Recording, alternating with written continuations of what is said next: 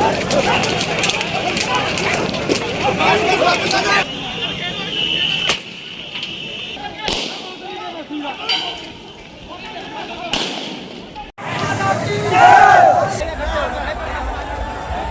प्रशासन।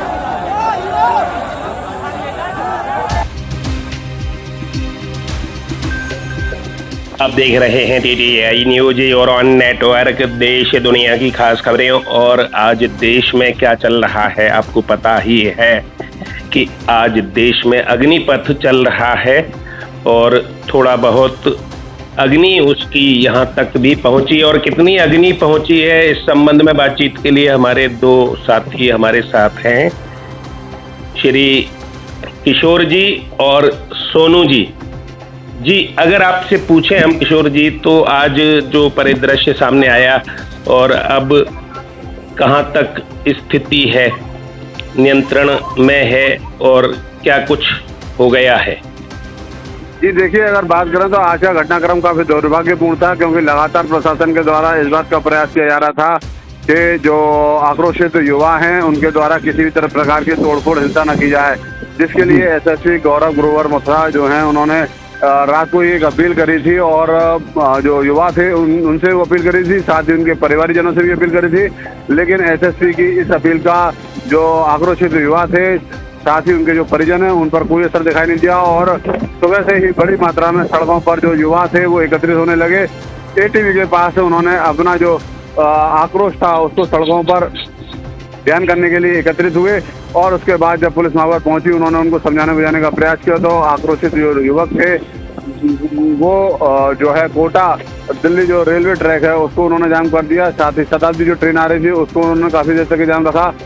साथ ही इस बात का प्रयास भी पुलिस के द्वारा लगातार किया जा रहा था, क्योंकि जो आक्रोशित युवक थे उनके द्वारा काफी इस बात को बवाल को बड़ा करने का प्रयास किया रहा था। पुलिस ने उनको समझाया, समझाने के बाद पुलिस ने क्योंकि उसकी सराहना की जाएगी, क्योंकि पुलिस उनको रेलवे ट्रैक से लेकर वापस आई और ट्रेन में कोई भी तोड़फोड़ इस तरीके की वारदात नहीं हो सकी जिससे कि माहौल अफरा तफरी में तब्दील हो पाता।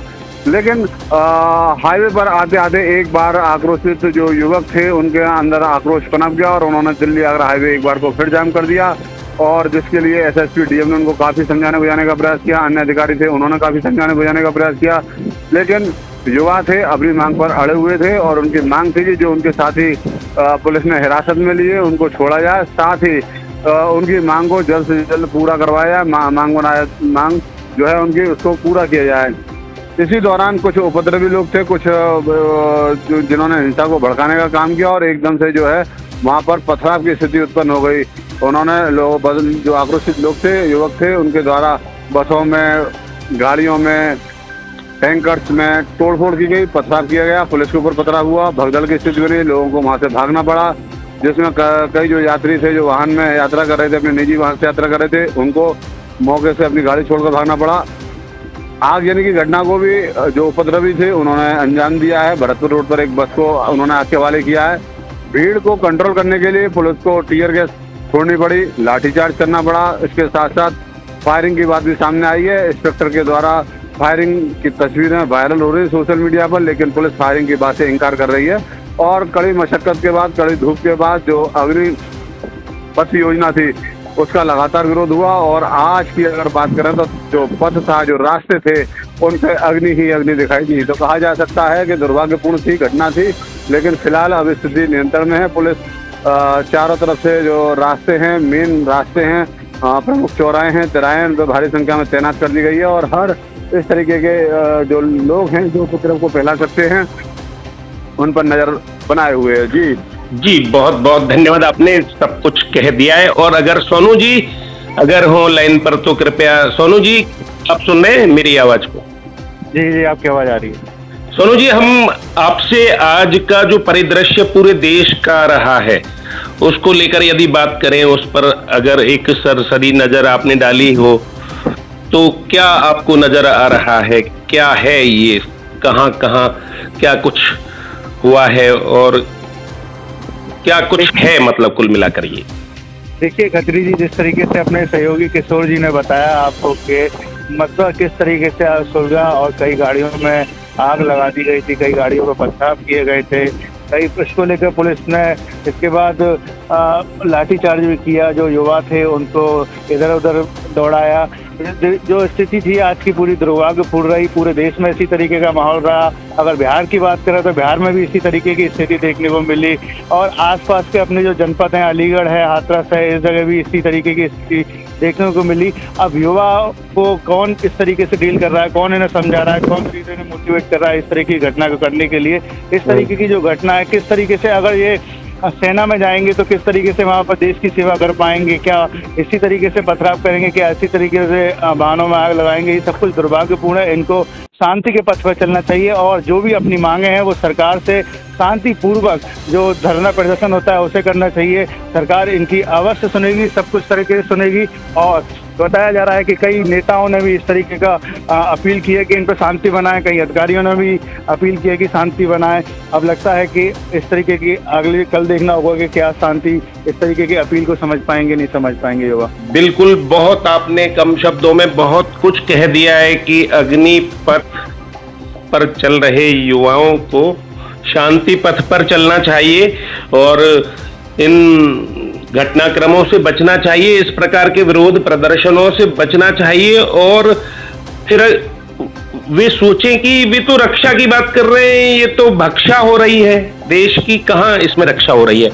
तो बहुत बहुत धन्यवाद आपका। तो आज का परिदृश्य आपके सामने रहा कि क्या रहा। कुल मिलाकर स्थिति अब नियंत्रण में है और यातायात व्यवस्था बहाल कर दी गई है। NH2 बहाल हो गया है। कई घंटे वहां पर अफरा तफरी की स्थिति रही है, इधर उधर से वाहन थोड़े बहुत निकलते रहे हों तो निकलते रहे हों, वरना स्थिति वहां पर जो है वो दृश्य साफ बयां कर रहे हैं कि क्या रही है।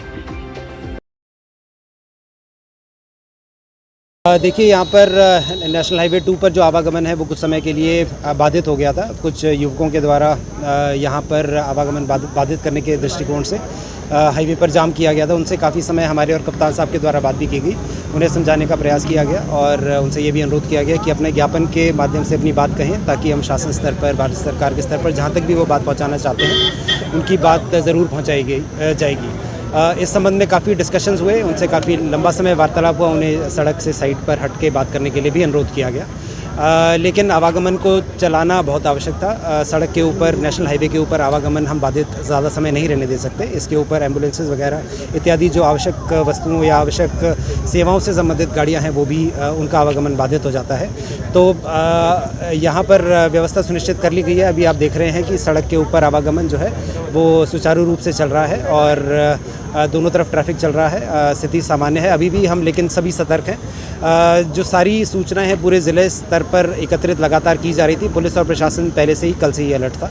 आज भी अर्ली मॉर्निंग से कल पूरी रात भर अलर्ट रहे हैं और मजिस्ट्रेट्स और पुलिस अधिकारियों को सेक्टर्स और जोन्स की जो व्यवस्था है उसके अनुसार नियुक्त भी किया गया था, लगाया भी गया था और उनके द्वारा लगातार वार्तालाप की गई है। कई जगहों पर युवाओं ने समझदारी का परिचय देकर ज्ञापन भी दिया है, अपनी अपनी बातें शांतिपूर्वक तरीके से एक मेमोरेंडम के ज़रिए भी रखी है। तो आप लोगों के माध्यम से ये अपील ज़रूर करना चाहूँगा सभी युवाओं से कि आप सभी लोग देश का भविष्य हैं। शांतिपूर्वक तरीके से जो भी अपनी बात करना चाहें उसको सुनने के लिए शासन प्रशासन हमेशा तैयार रहा है और ज़िला प्रशासन की ओर से यहाँ पर हमको या तहसील स्तर पर SDMs को जो भी आप अपना ज्ञापन है वो ज़रूर दें, शांतिपूर्वक तरीके से दें और आपकी बात जहाँ तक आप चाहते हैं वहाँ तक ज़रूर पहुँचाई जाए। सर, जनतर्मियों कुछ स्थान पर सर बताएं किस तरह से आज यहाँ पर अभी हाईवे जाम किया, क्या माहौल खराब करने की कोशिश? देखिए, यहाँ पर NH जो हमारा है उसके ऊपर आगरा से पलवल जाने वाली सड़क पर आज जो आर्मी भर्ती की जो प्रक्रिया है उसके संबंध में नवयुवकों द्वारा यहाँ पर रोड जाम किया गया। मौके पर पर्याप्त पुलिस बल और अधिकारी यहाँ पर मौजूद थे। हम और DM साहब स्वयं यहाँ पर मौजूद थे। हमारे द्वारा करीब 1.5 से 2 घंटे तक उनके साथ वार्ता की गई, हर प्रकार से उनको समझाया गया, हर प्रकार से उनको बातें बताई गई, शांतिपूर्वक रहने का बताया गया। उसी में कुछ अराजक तत्वों द्वारा कुछ कागज़ों में आग लगाने का प्रयास किया गया और पत्थरबाजी की गई, जिसके ऊपर हल्का बल प्रयोग करके उनको यहाँ से खदेड़ा गया। यहाँ पर जो पब्लिक थी उसकी गाड़ियों में भी कुछ गाड़ियों में क्षति आई है, परंतु जो है NH को अभी पुनः दोबारा से चालू करवा दिया गया है। हमारे द्वारा लगातार NH के ऊपर टोलियां बना करके पेट्रोलिंग की जा रही है और जो CCTV फुटेज हैं या हमारे कैमरा के फुटेज हैं उनके माध्यम से उपद्रवियों को पहचान करने की कोशिश की जा रही है। NH2 पर कुछ और जगह जाम की सूचना थी क्या? देखिए, जनपद में कई जगह पर इनके द्वारा इस तरह से प्रदर्शन की सूचनाएं प्राप्त हो रही हैं। पूरा का जायज़ा लिया जा रहा है और आपको आगे बताया जाएगा।